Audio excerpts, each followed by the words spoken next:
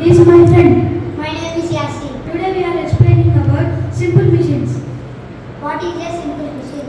Machines are devices that help us to complete a task. Take a look at the image given in the picture. Do you think they are machines too? The images are machines. The simple machines are most basic type of machines that help us do our work easier. Now my friend will explain screw. You may have seen furniture being at homes or in some other place. How does a carpenter join two pieces of wood? They use nail, but it requires lots of effect on hammer.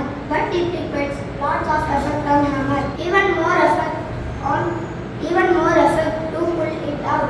We can make this work by using a simple machine, the screw. Look closely at the image given here. Can you see slanting lines on it? These lines are called the threads of a screw. Do the threads look like sloping path? A screw is a inclined plane such as a wound around a cylindrical surface such as a nut. For example, nut and bolt, jar and lid, light bulb. Now my friend will explain about wedge. We have seen the tool shown in the image. We use it every day. Can you name it? Yes, it is a knife. A knife is also an example of a simple machine. If you look them carefully, all knives are complete shape. This type of simple machines are called wedge.